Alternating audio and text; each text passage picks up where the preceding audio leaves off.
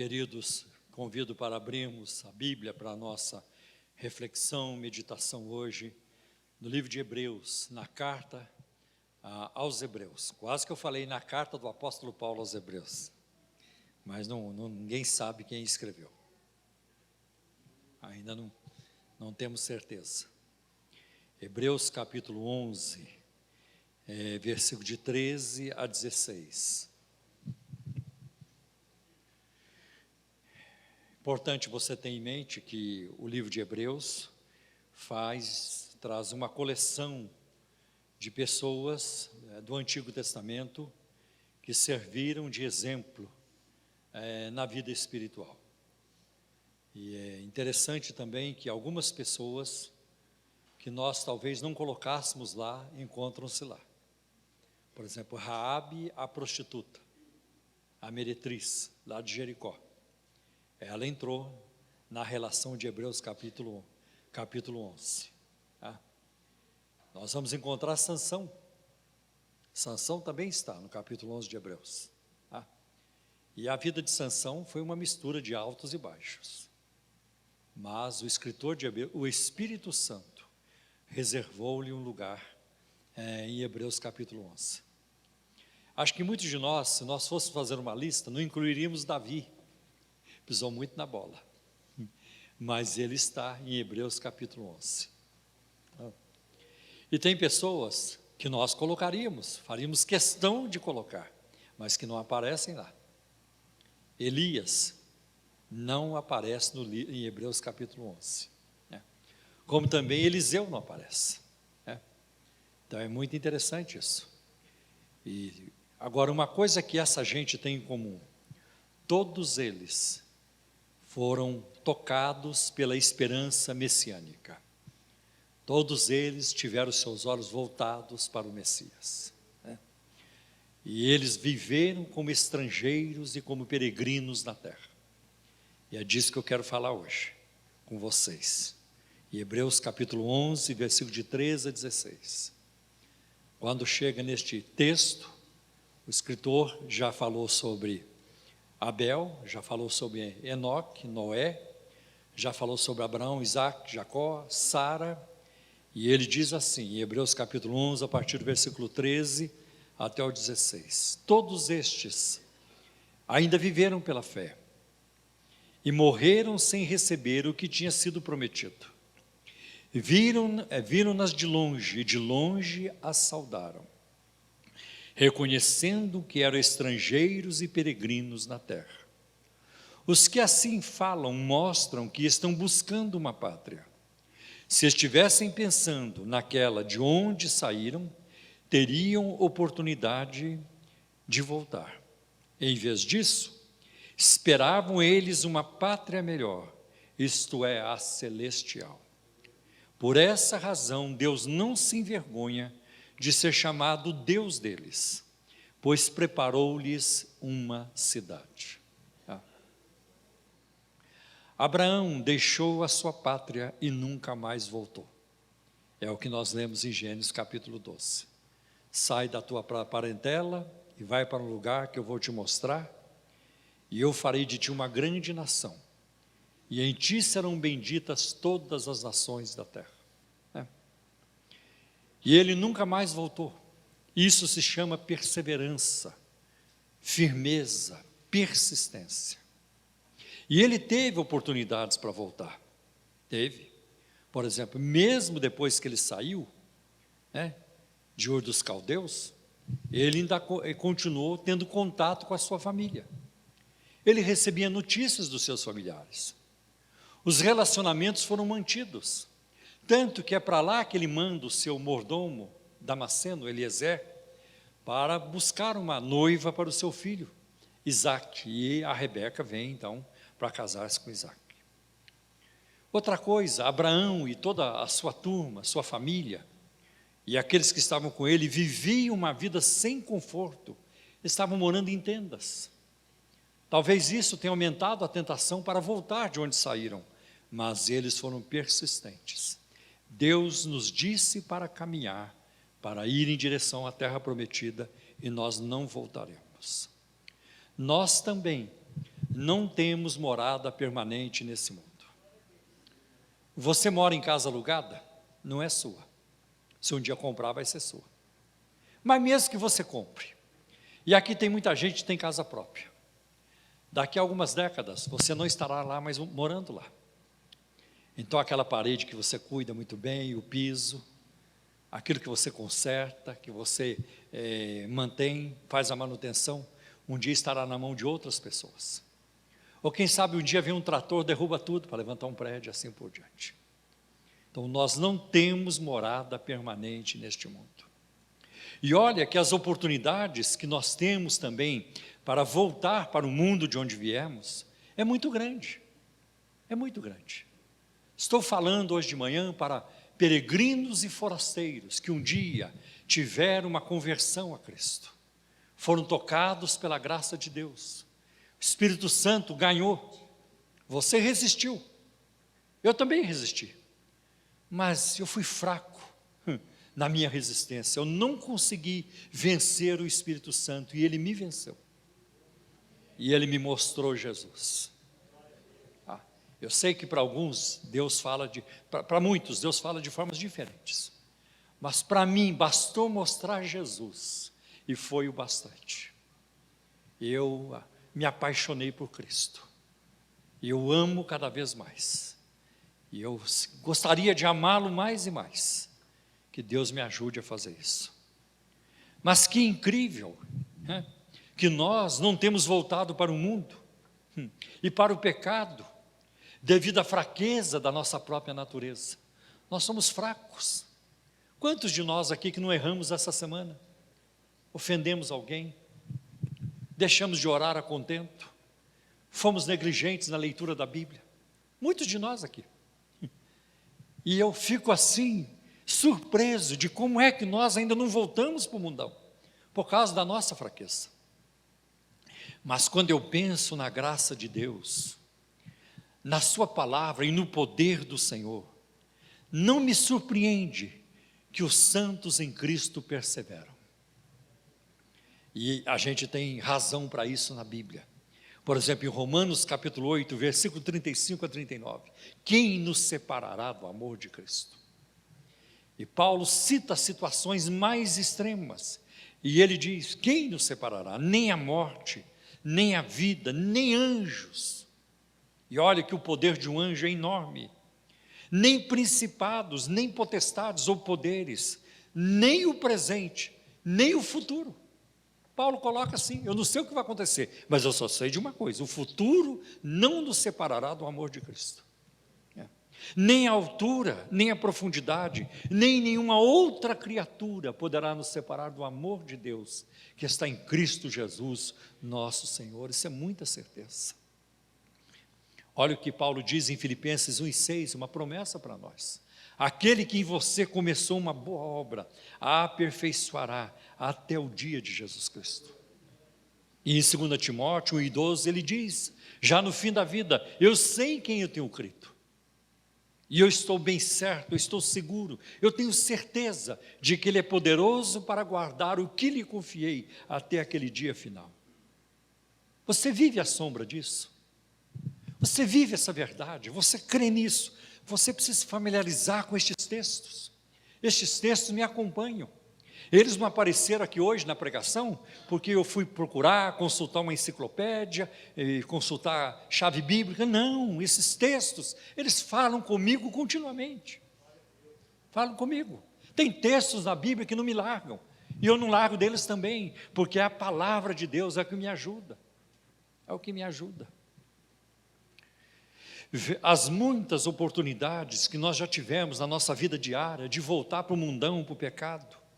Por exemplo, quando vivemos entre os ímpios, eu vivi muito, hoje menos, mas houve uma época que eu vivia o dia todo no meio de ímpios, e a zombaria era muito grande. E aí, irmão, porque eu não ia com eles para a farra? E aí, você não gosta de mulher, irmão? Porque eu não ia com eles para a farra. E você isso e aquilo, e você dá dinheiro para pastor também, e aquele negócio todo. Eu convivi com isso, com a gozação, com tudo isso. E mesmo no meio dos ímpios, eu nunca tive o desejo de desistir.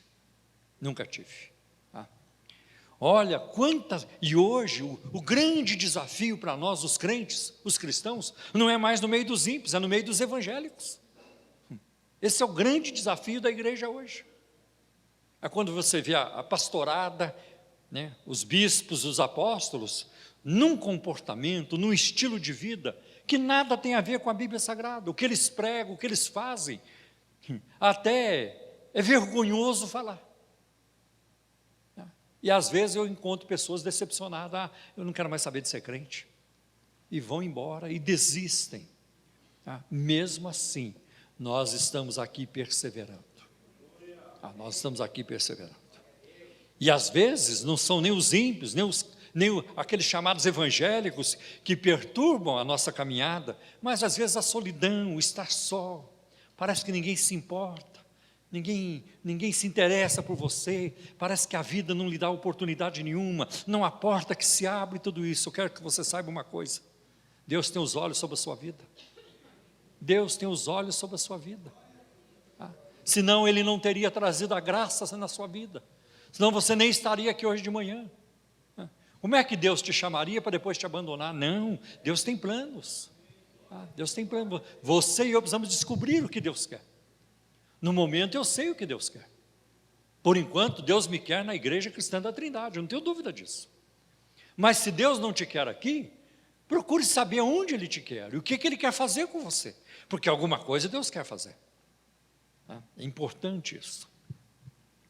E mesmo os homens melhores, os mais consagrados a Deus, o nível de maldade na vida deles é muito grande. Aliás, eles sabem disso. O apóstolo Paulo é um exemplo para nós de vida espiritual, mas ele mais ou menos se conhecia. E quando ele faz um diagnóstico de si, ele fala: eu sou o pior dos pecadores. Vocês não me conhecem. Eu tenho muita maldade dentro de mim. O mal que habita em mim, essa linguagem Romanos 7. Como é que eu vou ter vitória? Mas graças a Deus que nos dá a vitória em Cristo Jesus. Eu não sei se eu contei para vocês aqui a ilustração sobre a graça de Deus. Contei bem? Aqui acho que não contei. De uma pessoa que morreu e ela foi para o céu. Chegou lá no céu, quando ela bateu na porta do céu, quem a recebeu lá disse: aqui a coisa agora mudou. Para entrar no céu você tem que ter uma pontuação. Tem que ter 100 pontos, fazer 100 pontos. Você vai dizer para nós o que você fez lá na terra, e cada coisa que você fez vai valer ponto. Então, começa a contar o que você fez. E tem que fazer 100 pontos. Batendo 100 pontos, você entra. Bom, começa aí. Bom, eu fui casado 45 anos com a minha esposa. E nem em pensamento eu fui infiel à minha esposa. Vamos ver aqui. Confere. Você falou certo. 1 ponto. Só 1 ponto? Só 1 ponto? O que mais que você fez? Eu fui pastor de uma igreja, e eu dirigi essa igreja por 42 anos. Fiel, fui um pastor fiel, cuidei das ovelhas. Vamos ver se confere. Confere, está certo. 2 pontos, agora mais 1 ponto. Conta mais aí, que tem muita coisa ainda. Bom, eu também, paralelo ao meu trabalho pastoral, eu por 10 anos eu visitei um leprosário, eu ia lá limpar os leprosos, trocar a roupa deles, levar comida e tudo. Vamos ver se confere. Mais 1 ponto, 3 pontos. Aí ele olhou na cara daqueles seres celestiais e disse: escuta, como é que desse jeito não dá? Só se for pela graça. Só se for pela graça de Deus. O que você falou? Só se for pela graça. 100 pontos. 100 pontos. Agora você está com 103 pontos. Já até passou. Porque a graça de Deus vale 100 pontos. E na graça nós estamos. Glória a Deus. É na graça que nós estamos.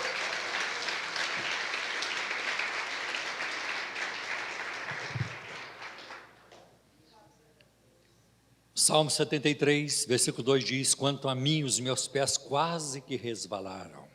O salmista, essa é a sua experiência, né? Qualquer condição ou mudança na vida pode ser uma oportunidade para voltar atrás. Cuidado com os lugares altos, com promoções, com novas oportunidades, com muito dinheiro que chega de repente sem muito esforço. E essas são áreas muito escorregadias. Cuidado com isso, porque a abundância faz o coração inchar de vaidade, e muitos não estão preparados para isso.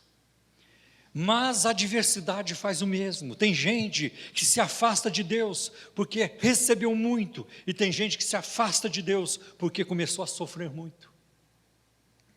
Rico ou pobre, você sempre vai ter oportunidade de voltar para o mundão, para o pecado, se você quiser.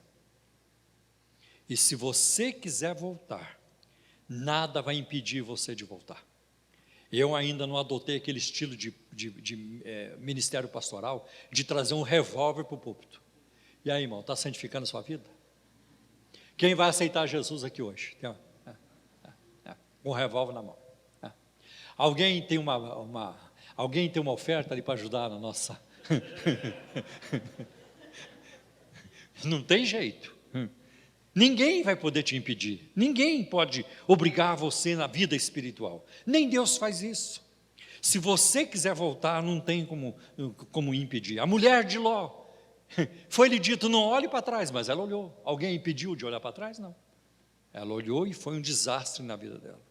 Israel no deserto, tem a tentação de voltar para o Egito, e se reuniram lá, vamos formar um bloco aqui. Esse Moisés está pirado, vamos fazer um rolezinho aqui, vamos fazer um protesto, vamos arranjar uns líderes e vamos voltar para o Egito. Vamos voltar para o Egito. Mas alguém deve ter perguntado, e aí, alguém vai abrir o Mar Vermelho? Quem vai abrir o Mar Vermelho? Judas Iscariotes, 3 anos com Jesus, e foi embora também. 1 Timóteo, capítulo 1, versículo 19 e 20, Mineu e Alexandre fizeram naufrágio na fé. Alguém os impediu? Não. E em 2 Timóteo 4 e 10, Paulo escreve, Demas me desamparou, ele amou, me abandonou, amando o presente século. Paulo impediu? Não, Paulo não impediu. Jovem ou velho, enfermo ou saudável, homem ou mulher, todos têm a oportunidade de voltar para o mundão, para o pecado. E todos que foram nossos amigos no mundo estarão dispostos a nos receber de volta. A porta para o pecado, infelizmente, continua aberta. A porta para voltar para o mundo continua aberta. A gente tem visto alguns crentes fazendo isso, o caminho de volta. Os nossos amigos no mundo nos receberiam de volta. E o papo deles seria, finalmente você acordou. Ainda bem que a ficha caiu. Estava lá perdendo o seu tempo. Onde se viu? Ficar domingo de manhã ou domingo à noite, ou os dois. Isso é um absurdo para nós. Agora, finalmente, você ainda gosta daquilo, você ainda gosta daquilo também, e aquilo tudo. O mundo não nos rejeitaria. Nem Satanás nos rejeitaria. E o que eu acho incrível com o diabo é que ele gosta de quem não presta, e ele gosta de quem presta também. O diabo tem estômago para tudo. Se o camarada é um safado, sem vergonha, pois o diabo gosta dele. E se o camarada for santinho, certinho, o diabo gosta dele também. De qualquer jeito, o diabo gosta. Aliás, nem o inferno nos rejeitaria. O inferno vai estar cheio de gente inimiga de Deus. Mas se algum bonzinho quiser ir para lá também, o inferno também não fecha a porta não. Tem lugar, sempre vai ter lugar. Interessante isso. Todos eles facilitariam a nossa volta. Por que o Senhor permite essas oportunidades para voltar? Eu creio que, em primeiro lugar, porque nós não somos robôs. Eu sei que há uma discussão teológica aí que ninguém resolve, mas trata-se do livre-arbítrio. Eu creio que nós temos o livre-arbítrio. Está lá no Salmo 119, versículo 30. Escolhi o caminho da verdade, propus-me seguir a tua lei. Ali o salmista diz que ele escolheu. E há vários outros textos na Bíblia. Há outros textos na Bíblia que mostram isso. Que mostram isso. Nós encontramos, por exemplo, em Deuteronômio 19, 30. Os céus e a terra tomo hoje por testemunha contra vós, de que tenho vos proposto a vida e a morte, a bênção e a maldição. Escolhei, pois, a bênção, para que vivam vocês e seus filhos. A mesma palavra Elias disse lá no Monte Carmelo: escolhei hoje a quem vocês vão servir, a Baal ou a Jeová. Então existe a possibilidade da pessoa fazer as suas escolhas. A soberania de Deus, o poder de Deus na salvação, não exclui a responsabilidade humana, não exclui. Outra coisa, Deus permite essas oportunidades de voltar para provar a nossa fé, se você realmente tem fé, porque fé que nunca é provada, nunca será aprovada. Nós precisamos ser aprovados na nossa fé.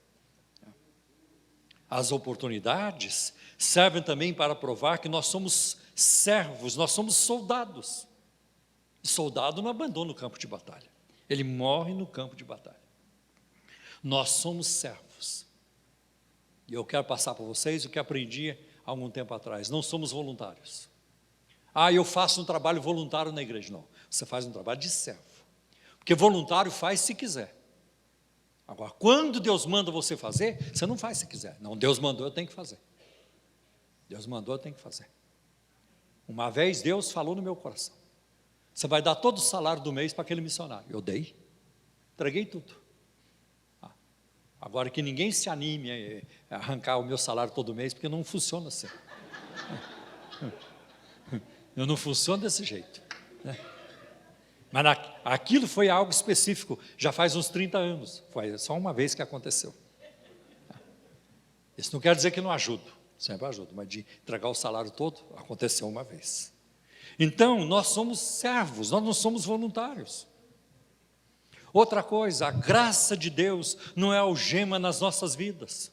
Você está preso, eu tenho que obedecer, eu não tenho opção. Se eu não obedecer, a coisa fica encardida, a vaca vai para o brejo, então eu tenho que obedecer. Fazer o quê? Fui me tornar crente, eu tenho que obedecer.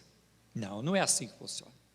Quando você conhece Jesus, passou pelo processo da conversão, do milagre da conversão, você vai dizer aquilo que está no Salmo 40: eu deleito-me, ó Deus, em fazer a tua vontade. Eu me alegro em fazer a tua vontade.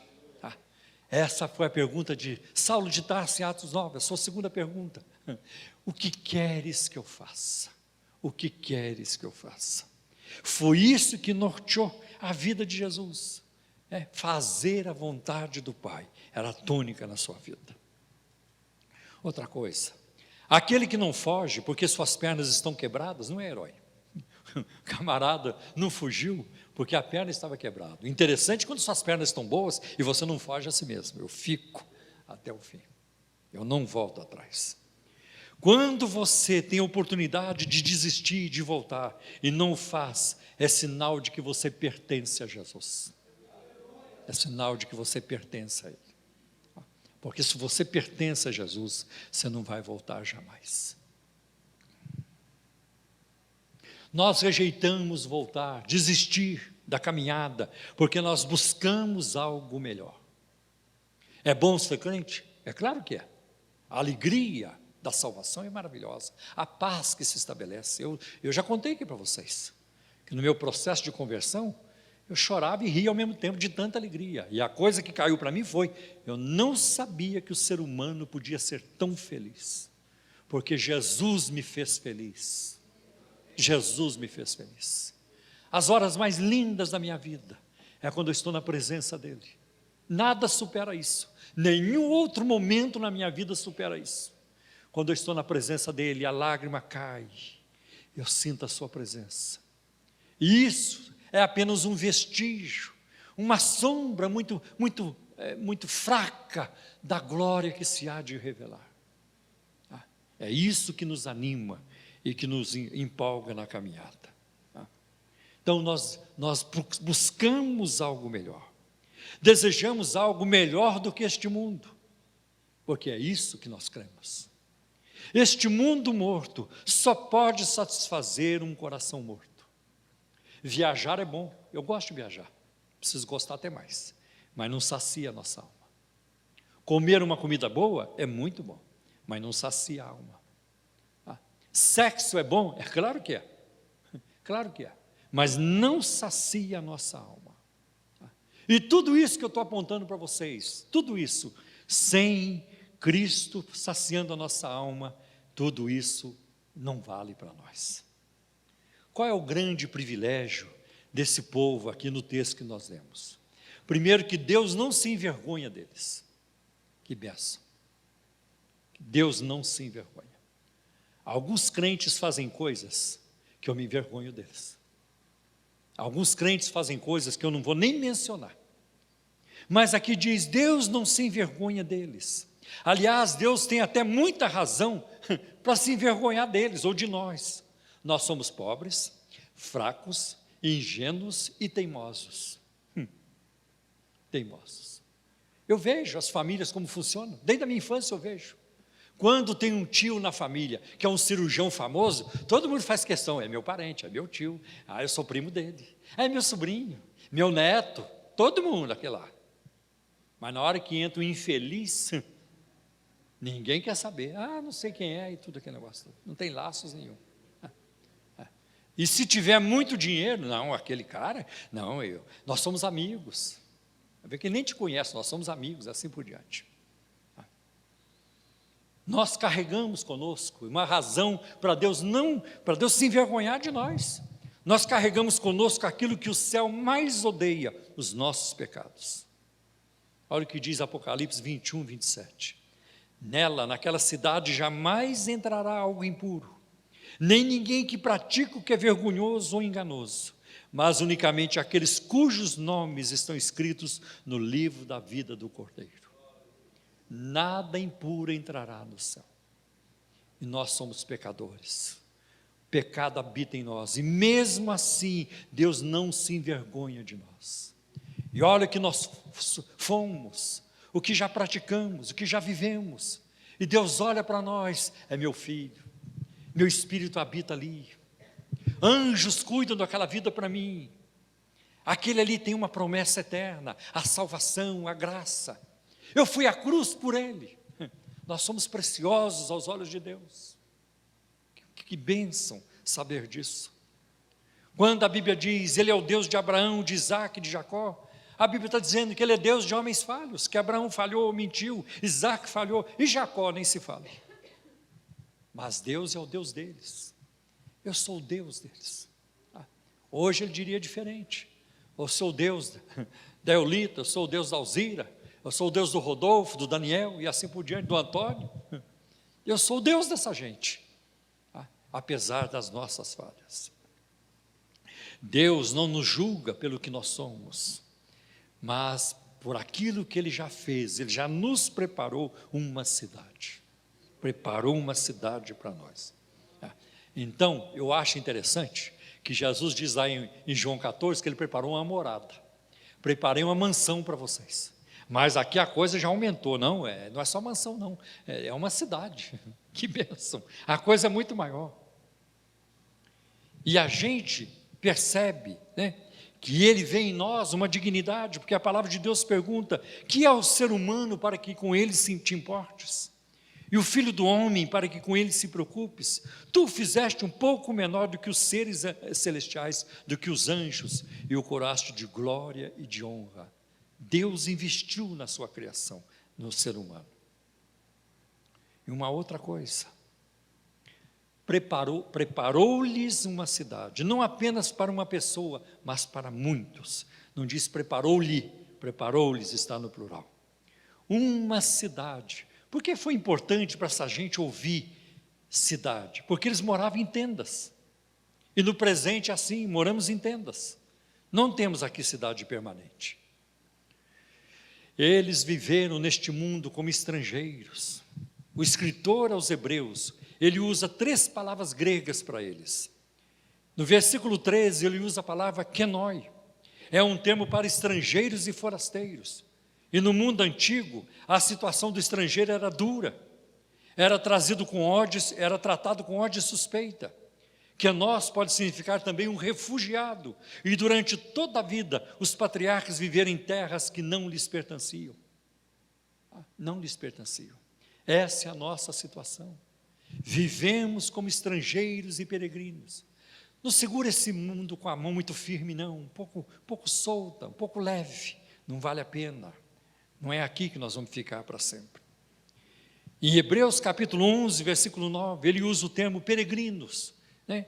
Eles peregrinaram na terra da promessa, que é paróiken. Então, um paróicos é um residente estrangeiro. A palavra foi usada para os judeus quando estiveram cativos na Babilônia e no Egito. Um paróicos não estava muito acima de um escravo na escala social. Ele tinha que pagar imposto dos estrangeiros e era sempre considerado um excluído. E não podia participar da comunidade mediante pagamento. Tinha que pagar para participar. E em Hebreus 11, 13, tem mais um termo que ele usa, que é o parepidemos, que é uma pessoa que ficava temporariamente no lugar, mas mantinha a residência fixa num outro lugar. Aí é que está. Aonde fica a nossa residência fixa? É no céu. Nossa residência fixa é no céu. Não tem outro jeito. Na conta telefônica lá da Vivo e de outras vem. É residencial. Mas também é passageiro. Residencial é no céu. Porque aqui tudo é passageiro. Muito interessante. Voltar nunca mais. É como na decolagem de um avião. Quem creu em Cristo, quem abraçou a fé cristã, quem passou pelo milagre da conversão, se realmente se converteu, ele começou uma decolagem em direção ao céu. E o avião, acontece isso também. Ele chega um momento na corrida, quando ele está na pista para decolar, que ele não pode mais abortar a decolagem. Ele vai ter que subir. Se surgir um problema, vai ter que resolver isso lá em cima. Não tem mais jeito. E assim somos nós. Quando você faz, quando você dá o start, o começo, e vai decolar na fé, agora estou indo, agora recebi a Cristo. Você já está correndo na pista, chegou numa altura que não dá para voltar mais. Vai ter problema durante o voo? Vai ter problema. Vai surgir isso, aquilo? Vai. Vai ter turbulência? Vai também. Pode encontrar nuvens e tempestade de raios? Também, tudo isso. Mas o piloto está lá, ele se chama Jesus, e ele leva, Ele leva a nossa vida até o fim, até um porto tranquilo e desejado. Nós não podemos voltar mais. E você sabe, o avião, depois que levanta voo, se ele parar, ele cai. Parar, ele cai. Avião não dá marcha ré no céu. Avião não dá marcha ré no céu. O avião não tem isso. Até para ele dar marcha ré, tem que ser um trator empurrar ele para afastá-lo. O avião é só para frente. Assim é a nossa vida também, com Deus. É sempre adiante, é sempre para frente. Veja o Salmo 45, versículo 10 e 11, o Salmo real, messiânico. Ouça, filha, considere, incline os seus ouvidos. Esqueça o seu povo e a casa paterna, a casa dos seus pais. O rei foi cativado pela sua beleza. Honre-o, pois ele é o teu Senhor. O rei, ele está interessado em você. Esquece de onde você saiu. Esquece o mundo. Esquece aquilo lá. Sabe, eu vivi lá no boteco, eu vivi no pagode, eu sei o que é aquilo. Eu vivi nos vícios, é verdade. Mas aquilo não me atrai mais. Não sou tentado a isso. Eu quero prosseguir sempre. Olha o que diz Hebreus, capítulo 10, versículos de 35 a 39. Por isso, não abram mão da confiança que vocês têm. Ela será ricamente recompensada. Vocês precisam perseverar, de modo que quando tiverem feito a vontade de Deus, recebam o que Ele prometeu. Pois em breve, muito breve, aquele que vem virá e não demorará. Mas o meu justo viverá da fé. E se retroceder, não me agradarei dele. Nós, porém, não somos dos que retrocedem, dos que se afastam para serem destruídos, mas daqueles que creem e são salvos. Não volte atrás, não. O escritor aos Hebreus está falando isso. Por que ele usa essa linguagem? Porque os seus leitores, muitos deles eram convertidos do judaísmo, estavam tentados a voltar para o judaísmo. Por causa da luta, eles estavam sendo perseguidos. Eles perderam suas casas, perderam famílias, perderam o convívio, perderam a aceitação, e eles estão tentados a voltar. E ele está dizendo, não faça isso. A promessa é grande, aquele que prometeu é fiel, vocês vão receber a promessa. Irmão, nós vamos receber, eu sei disso. Jesus já morreu por nós, Jesus já abriu o caminho. A Bíblia diz em Hebreus 6, versículos 19 e 20, que Cristo, nosso precursor, como âncora da alma, seguro e firme, Ele já penetrou até o interior do véu. O navio precisa de âncora, senão o navio, ele corre perigo. Então lança a âncora para firmar o navio, e nós temos uma âncora. A Bíblia diz em Hebreus 6, 19 e 20, que Jesus é a âncora da nossa alma. Se a nossa alma, ela está firme, porque Jesus é a nossa âncora, quem pode fazer essa alma afundar? Nada pode fazer afundar. Jesus nos guarda, Ele nos garante. Que bênção, glória a Deus. Eu posso descansar nisso, posso descansar. Veja 2 Pedro, capítulo 2, versículo de 20 a 22. Se tendo escapado das contaminações do mundo, por meio do conhecimento do nosso Senhor e Salvador Jesus Cristo, encontram-se novamente nelas, enrolados e por elas dominados, estão em pior estado do que no princípio. Teria sido melhor que não tivessem conhecido o caminho da justiça, do que depois de terem conhecido, voltassem as costas para o santo mandamento que lhes foi transmitido. Confirma-se neles, cumpre-se neles o verdadeiro provérbio: o cão voltou ao seu vômito, e ainda a porca lavada voltou a revolver-se na lama. Como é que pode? A alma que foi lavada e remida no sangue de Cristo, a vida transformada, depois de estabelecer a paz, a alegria, a salvação, você ainda vai querer voltar para o chiqueiro? Você pode imaginar o filho pródigo voltando para casa, sendo abraçado pelo pai, o banquete, o bezerro cevado, anel, sandália, roupas, tudo bonita, e depois de um dia, fiz muito mal em voltar. Que saudade dos porcos, não durmo sem o ronco dos porcos. E o cheiro do chiqueiro, gente, aquele cheiro me atrai, eu preciso voltar para lá. E aqueles bichos de porco que entravam na minha unha, do pé, da mão, e me davam uma coceirinha, aquilo, eu preciso voltar para o chiqueiro, né? Você vê isso no filho pródigo? Não, ele volta arrependido, ele sabe que errou, glória a Deus. Este mundo não tem nada para nós, não tem nada na balada, nos barzinhos, não tem nada neste mundo que possa saciar a nossa alma. Nós já chegamos em casa, em Cristo Jesus, Ele tem preparado um banquete para nós.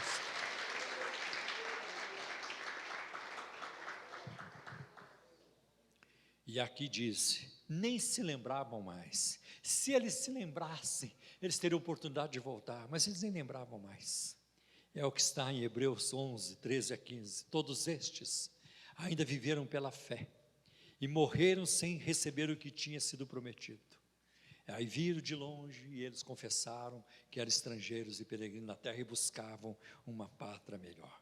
Por isso não voltaram mais. Temos que alcançar isso. Não nos lembrarmos mais do mundo e das suas ofertas. Às vezes uma pessoa com quem você teve um relacionamento, ela não sai da sua mente. Peça a Deus te dê graça para você nem se lembrar mais. Comece a pensar nas coisas que são de cima, onde Cristo está sentado à destra de Deus. Que Deus te dê vitória, Deus te dê paz, tranquilidade, uma comunhão e intimidade com Deus, que deixe esse mundo cada vez mais longe da sua vida. Amém. Vamos curvar nossas cabeças.